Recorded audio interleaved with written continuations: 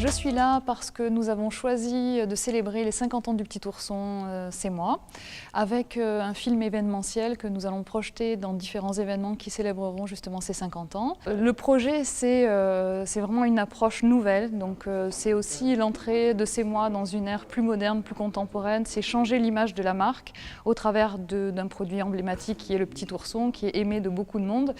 On sort en fait d'un univers, on va dire, nostalgique pour l'emmener vers un univers plus moderne. Donc c'est un pas en avant pour nous dans l'évolution de l'approche de la marque C'est moi.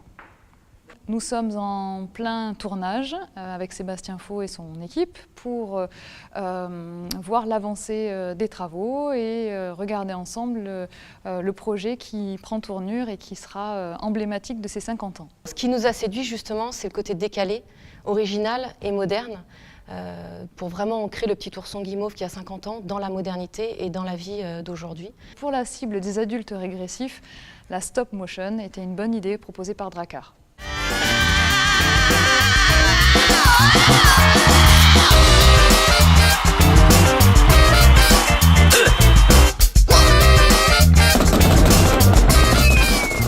Le stop motion, en fait, c'est un nouveau nom, mais en fait, c'est l'animation, c'est-à-dire que c'est le procédé du cinéma, c'est-à-dire qu'on prend 25 images, 25 photos pour faire 1 seconde de film.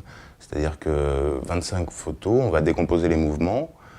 Si on veut faire bouger un personnage, par exemple, on va prendre une photo comme ça, une photo comme ça, une photo comme ça, une photo comme ça, jusqu'à en prendre 25 pour qu'il baisse le bras. L'idée était de faire traverser le Petit Ourson à travers les âges, donc on a cherché pas mal de choses dans les brocantes significatives des années 50, 60, 70, donc aussi bien le Tépaz des années 50 que la machine Valentine ou le Rubik's Cube. À chaque fois, il fallait trouver un objet très significatif d'une période. J'aime bien la contrainte et avec un petit rien, quelque chose de très simple, on peut arriver avec l'animation à faire quelque chose de bluffant, qui ne sera absolument pas de la 3D, mais on peut y croire, de faire des nuages en coton. Évidemment, on voit que c'est du coton, mais j'adore justement le fait qu'en même temps, on voit que ça soit du coton et qu'en même temps, on peut croire que c'est des nuages. J'adore en fait à chaque fois découvrir quelque chose, travailler avec un truc qui semble inanimable, qui semble inerte. C'est un petit peu le but de l'animation dans mon sens, c'est-à-dire de faire bouger des choses inanimées.